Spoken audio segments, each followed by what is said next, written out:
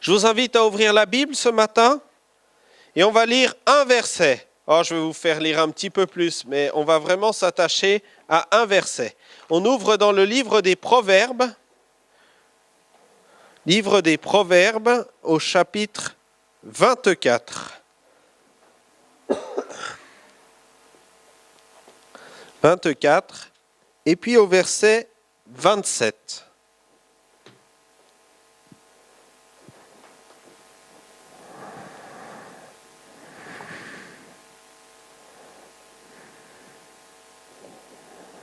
Proverbe 24, verset 27. Soigne tes affaires au dehors, mets ton champ en état, puis tu bâtiras la maison. On prend aussi à partir du verset 30. 30.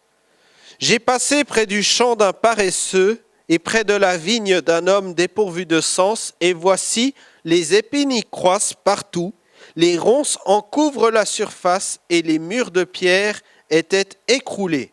J'ai regardé attentivement, et j'ai tiré instruction de ce que j'ai vu, un peu de sommeil, un peu d'assoupissement, un peu croiser les mains pour dormir, et la pauvreté te surprendra comme un rôdeur, et la disette comme un homme en armes. Alors je sais, aujourd'hui, dimanche, c'est le week-end, c'est le repos pour le plus grand nombre.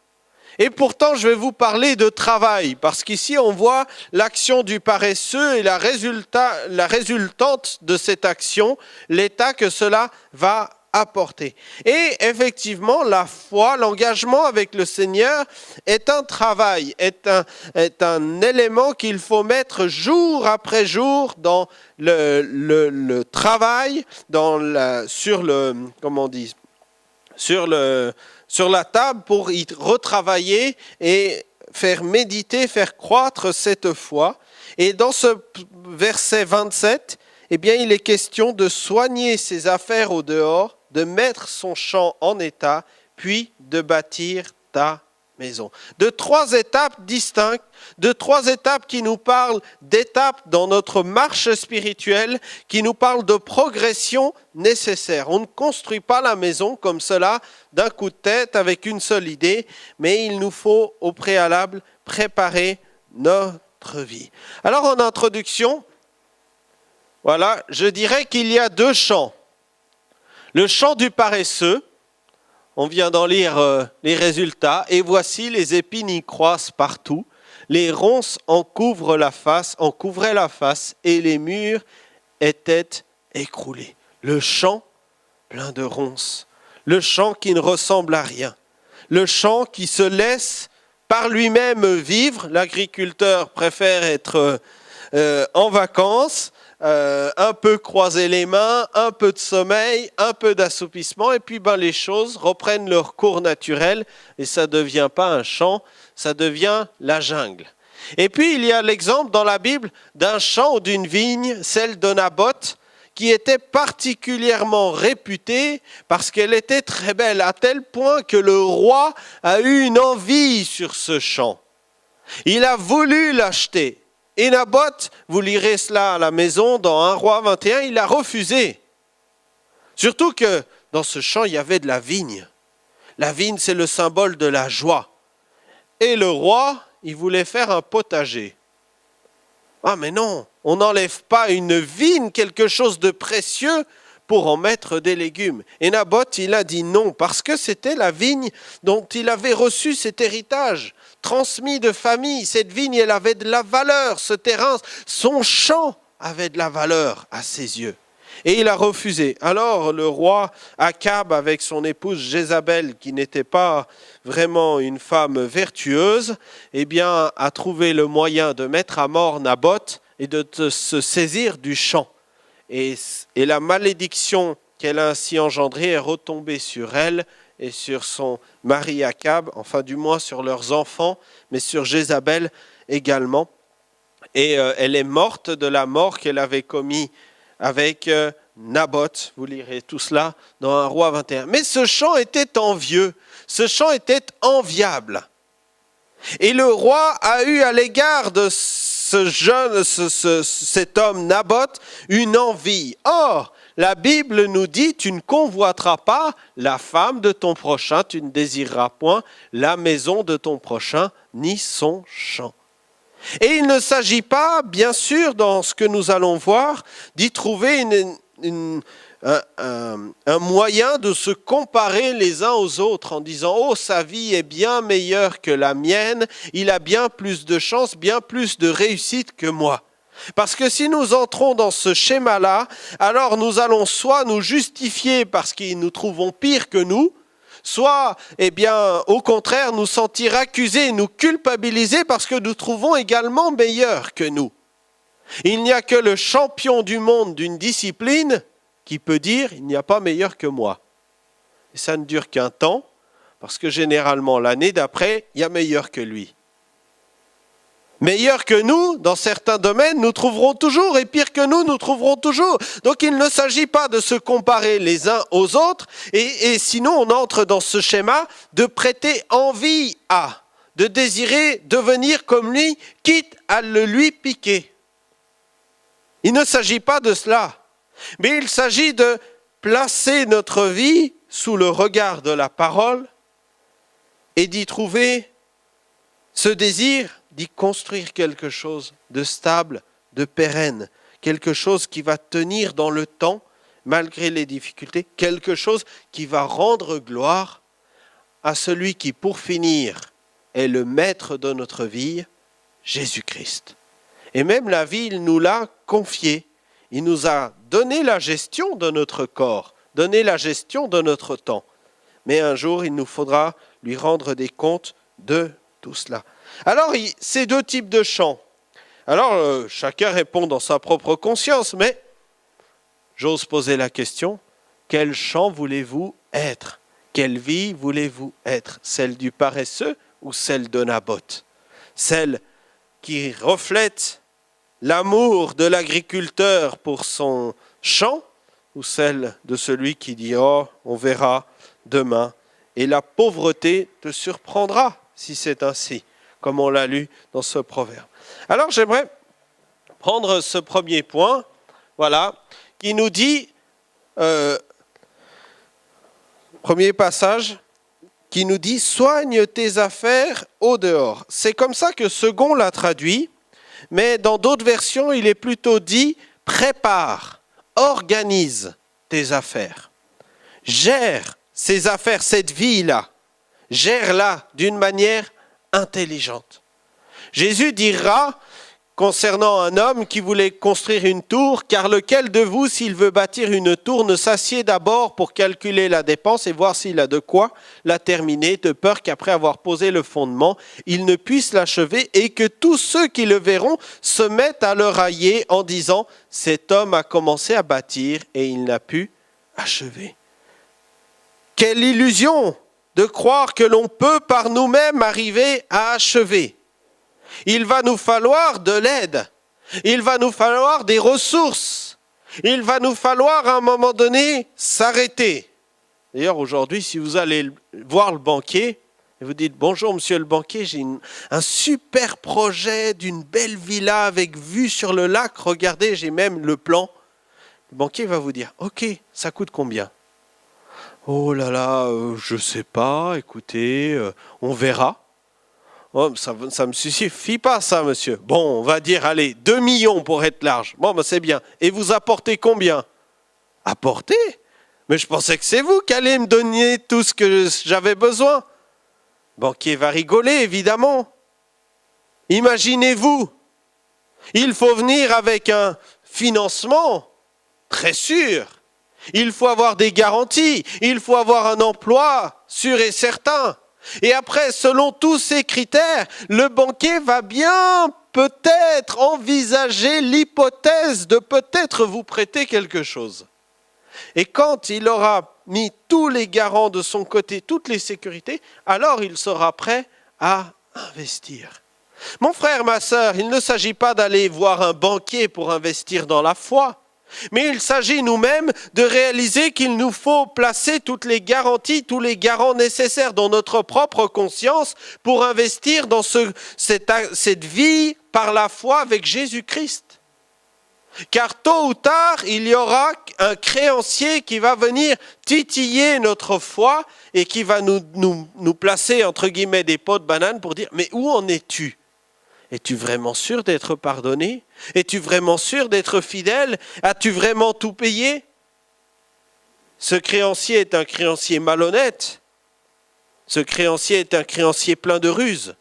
Et si nous n'avons pas la ferme assurance d'être justifiés, d'être dans le vrai, dans le véritable, en Jésus-Christ, alors, va s'infiltrer en nous le doute, et puis peut-être même l'échec. On en a parlé il y a 2 ou 3 semaines, le naufrage quant à la foi, avec la conséquence d'avoir la raillerie de ceux qui nous entourent. Le contre-témoignage. Voilà, il a voulu suivre Jésus, et puis il ne s'en est pas donné les moyens, il n'a pas investi ce qu'il fallait, et voilà qu'il est en échec.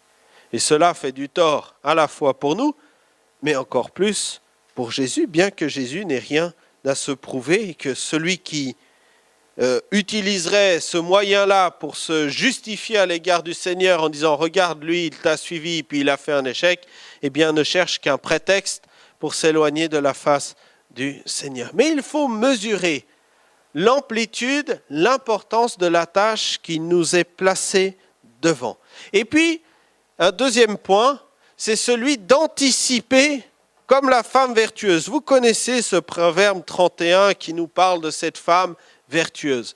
Mais ne regardons pas la femme comme étant le sexe féminin, mais regardons cette femme qui est l'image de l'Église, qui va devoir travailler, mettre tout en œuvre pour arriver à joindre entre guillemets les deux bouts et arriver bien au contraire et bien davantage à rendre gloire à Jésus comme il le mérite.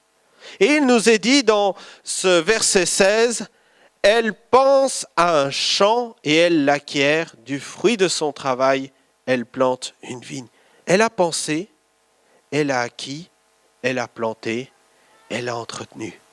Toutes des étapes qui demandent une certaine logique, une certaine réflexion, mais qui vont avec le temps porter leurs fruits. On n'est pas dans la foi sur un coup de tête. On ne suit pas Jésus par une envie passagère. Il s'agit d'un investissement à long terme pour en récolter le bénéfice à très long terme. Parce qu'on en récolte le fruit après sa mort. Là, les banquiers, ils toussent encore, parce qu'ils veulent investir 10% la première année, 15% la deuxième, et puis après, quitte à ce que ce soit un petit peu à droite, à gauche, les sous qui se baladent, non. La foi est un investissement à long terme parce que notre récompense, on l'aura dans le ciel. Le salut. Mais ça sera une récompense que ni la teigne ni la rouille ne peuvent atteindre. Elle pense à acheter un champ, elle l'acquiert. Du fruit de son travail, elle plante une vigne. La foi est un travail. La marche avec le Seigneur est un travail. Mais ce travail porte du fruit en nous, pour nous et par nous, pour ceux qui nous entourent. Car Jésus est le maître de la moisson et il agit en nous et par nous. Il y a des erreurs à éviter. Vouloir faire trop et négliger nos acquis. Dans Ésaïe 5, le chapitre 5, il parle d'Israël qui est la vigne de Dieu. Et là, il prend cet exemple de la vigne qui n'a pas porté en son temps le fruit escompté. Et il va dire « Malheur à ceux qui ajoutent maison à maison et qui joignent champ à champ jusqu'à ce qu'il n'y ait plus d'espace et qui habitent seuls au milieu du pays. » Ils veulent aller trop, faire trop, aller trop loin. Combien nous voyons malheureusement des frères et sœurs qui sont experts pour s'occuper de la vie des autres, mais qui négligent complètement leur propre vie. Or, nous aurons des comptes à rendre sur notre propre vie, et pas du tout sur la vie des autres. Pas du tout. Pas du tout. Alors bien sûr, si nous en avons la charge, comme l'enseignement de la parole de Dieu à nos enfants, oui, il nous sera demandé des comptes devant le Seigneur. Qu'as-tu fait avec tes enfants? Qu'as-tu fait avec ceux qui t'étaient confiés? En tant que berger d'une assemblée, il me sera demandé des comptes par rapport à ce que j'ai dit, par rapport à ce que j'ai fait, par rapport à ce que je n'ai pas fait à votre égard. Mais il ne me sera pas demandé des comptes si vous êtes perdus ou si vous êtes sauvés. Il me sera redemandé des comptes par rapport à mon engagement à votre égard. Mais cela, est à mettre en rapport avec la responsabilité que le Maître nous a confiée. Mais de là à me mêler de votre vie privée, à me mêler de ce qui ne vous regarde pas, je serais responsable devant Dieu si je ne parlais pas lorsqu'il faut dire de sa part des choses. Si je retenais un petit peu de la vérité ou si par complaisance, je ne dirais pas certaines choses. Là, oui, j'aurais une responsabilité. Mais venir à votre place régler vos affaires dans votre propre maison ou dans votre propre cœur, ça, je n'y suis pas appelé. Ça s'appelle de l'ingérence. Et on n'est pas appelé à s'occuper des affaires les uns des autres. On est appelé à s'occuper ensemble des affaires du Seigneur. Ça change quand même l'optique. Donc, vouloir tout gérer, vouloir tout faire, maison sur maison, construire par-ci, construire par-là, et puis aller, tiens, un bout de terrain, allez, on ajoute. Comme le roi Akab, voilà, la part de Naboth, il y a une jolie vue sur la mer, je veux ce champ. Au détriment même de son intégrité personnelle, quitte à amener cet homme, à faire assassiner cet homme. Voyez comme l'envie peut entraîner dans des éloignements. Et puis, la Bible nous dit de ne pas faire cohabiter deux semences. Vous observerez mes lois, tu n'ensemenceras point ton champ de deux espèces de semences. Alors là, c'est un peu spécial, on se dit, on pourrait bien mettre un petit peu ici des coquelicots et puis là-bas des géraniums. C'est joli, hein? Bon, moi je ne suis pas très jardinier. Mais non. Non, parce que il y a une valeur spirituelle derrière. On ne peut pas placer dans notre cœur et le Seigneur et les choses étrangères. Soit c'est l'un, soit c'est l'autre. Et nous avons cet exemple dans la Bible du champ de blé qui a été semé et où l'adversaire y a placé de l'ivraie. Et à un moment donné, on ne sait plus la différence entre le blé et l'ivraie, tellement ils se ressemblent. Il n'y a qu'au moment de la moisson, au retour du Seigneur, où on verra la différence. Soigne tes affaires au dehors, précise le passage. Ça veut dire s'occuper de notre relation avec Dieu, c'est également être réconcilié avec les frères. On ne peut pas dire je suis uniquement réconcilié avec Dieu s'il n'y a pas la répercussion. D'où le fait d'être au dehors. Soigne tes affaires, on l'a vu un peu, mais au dehors. Dans le rapport que l'on voit, dans ce que l'on voit de l'extérieur de ta vie. Pas ce qui se passe à l'intérieur dans ton cœur, mais à l'extérieur. Effectivement, souvenez-vous de ce que Jésus a dit. Si donc tu présentes ton offrande à l'autel et que là tu te souviennes que ton frère a quelque chose contre toi, laisse là ton offrande devant l'autel et va d'abord te réconcilier avec ton frère, puis viens présenter ton offrande. L'offrande à Dieu, c'est entre moi et Dieu. Ça ne regarde personne. Et pourtant, le Seigneur est en train de me dire que ça regarde aussi les autres. Parce que si je prétends être en relation avec mon Dieu, mais qu'entre mon frère et moi, il y a quelques obstacles et quelques éléments dont je suis parfaitement conscient et qui ont tendance à traîner dans la durée, alors tôt ou tard, ça aura une incidence dans ma relation aussi à l'égard de Dieu. Et il me faut réconcilier cette situation. L'apôtre Pierre, qui avait un certain caractère, va écrire quelque chose de très juste dans son livre. Il va dire « Ne vous couchez pas sur votre colère ». Il ne dit pas « Ne vous mettez pas en colère ». Parce qu'il sait que c'est impossible de ne pas se mettre en colère.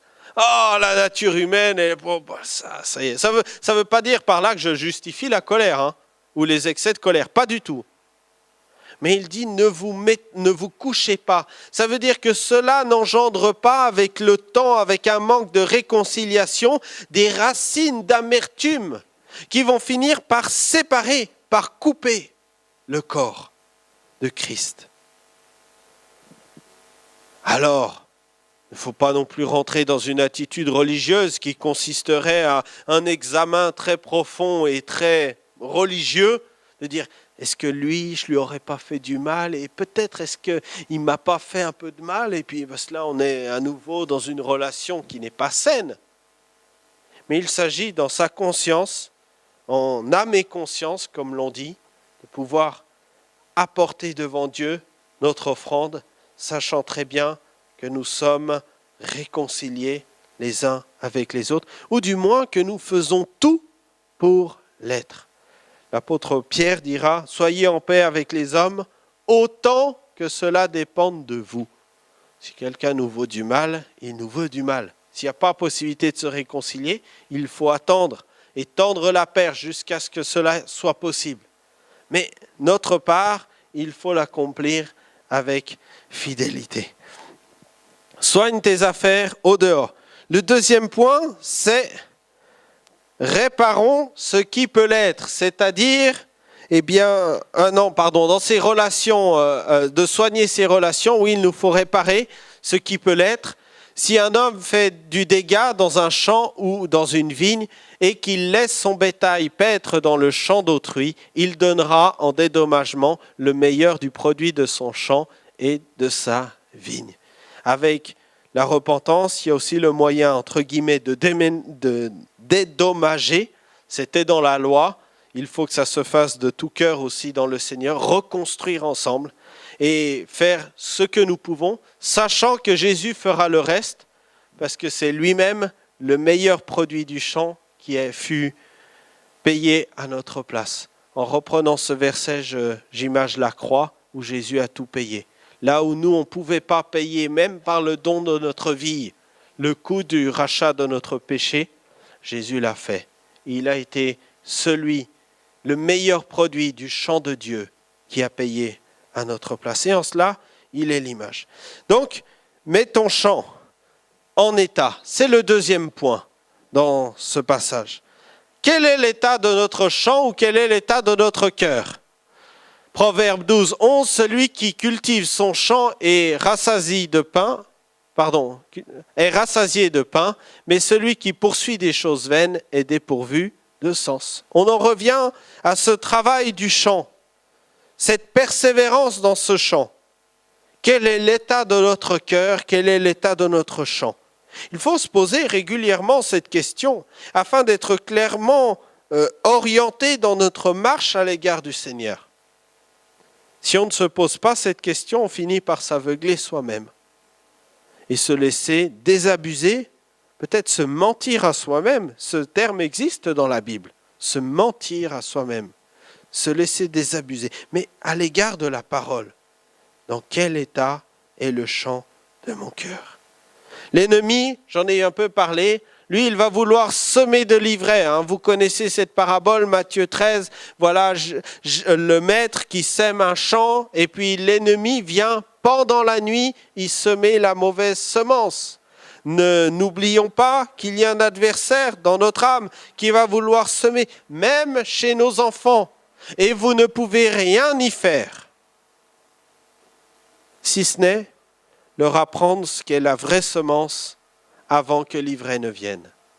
Mais vous ne pouvez pas empêcher vos enfants d'être au contact du péché, d'être au contact de copains qui vont faire des choses mauvaises, d'être au contact de ceux qui vont être dans des liens ténébreux.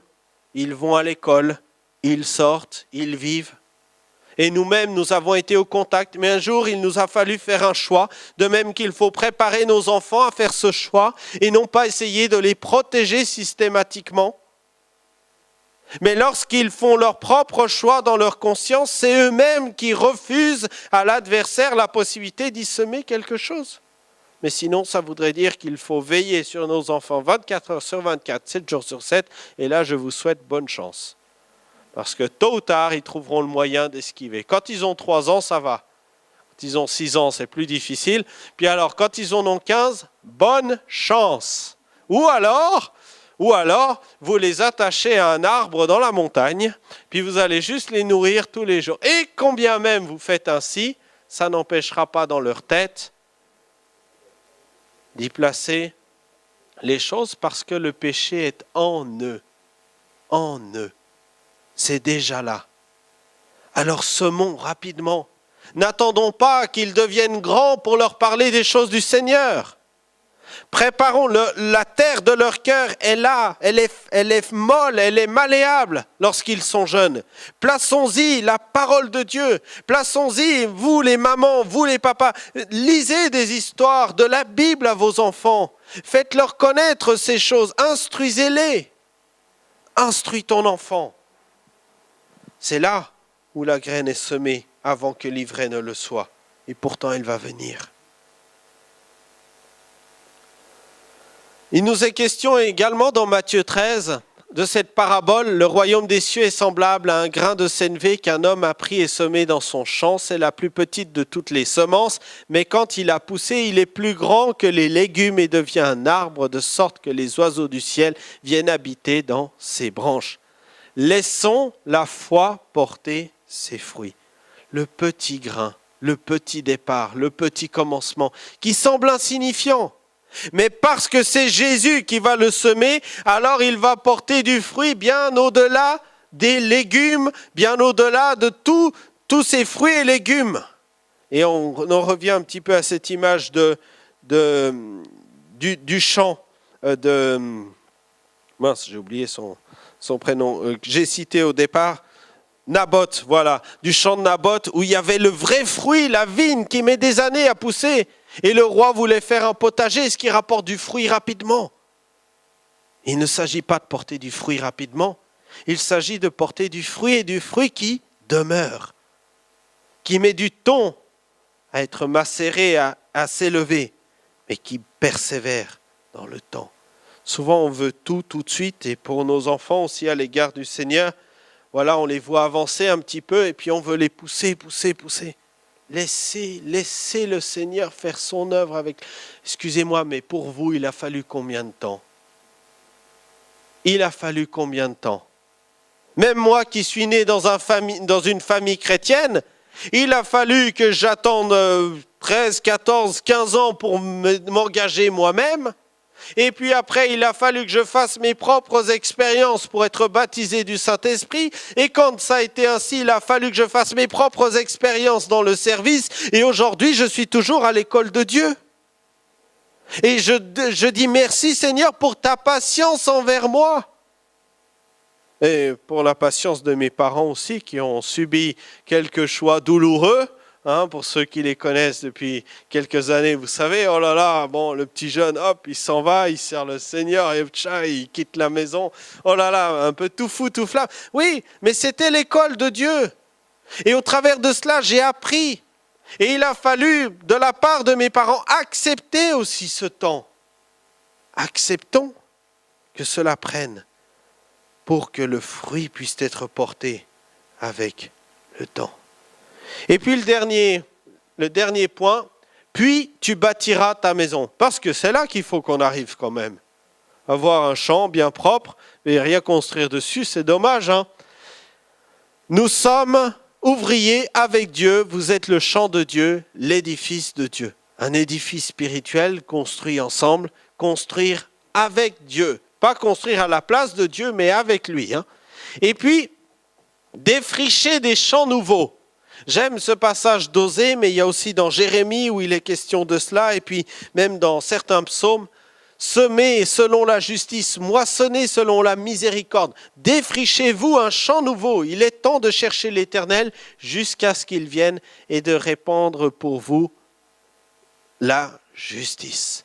Défricher un champ. Quand un champ est fait, quand ma vie est sanctifiée, purifiée, alors à ce moment-là, je peux sans abandonner ma vie, parce qu'il faut toujours y revenir, mais je peux commencer à étendre les cordages dans mon cœur, faire évoluer ma prière, être un témoin efficace qui va porter du fruit par la grâce de Dieu, parce que j'ai déjà réglé mes affaires personnelles. Ne voulons pas évangéliser les autres sans que le Seigneur ait déjà percuté notre cœur. Il faut faire les choses dans l'ordre. Et en conclusion, je dirais, soyons patients et persévérants. Jacques dit, soyez donc patients, frères, jusqu'à l'avènement du Seigneur. Voici le laboureur attend le précieux fruit de la terre, prenant patience à son égard, jusqu'à ce qu'il ait reçu les pluies de la première et de l'arrière-saison. Le laboureur, le divin, qui va venir récolter le fruit. Il nous faut persévérer jusqu'à la venue de notre Seigneur. Et deux derniers passages que j'aimerais laisser sur votre cœur. Occupe-toi de ton champ. De ton champ, mon frère, ma sœur. De ta vie avant la vie des autres. C'est tellement facile de donner des conseils pour les autres. Fais ceci, fais cela, et puis si tu fais ça, tu verras, ça ira bien. Et puis, il faut que tu arrêtes la cigarette. Hein. Oh là là! Bien sûr, vous n'avez pas tort. Mais si c'était si facile, celui qui était dans les liens de la cigarette aurait arrêté depuis longtemps.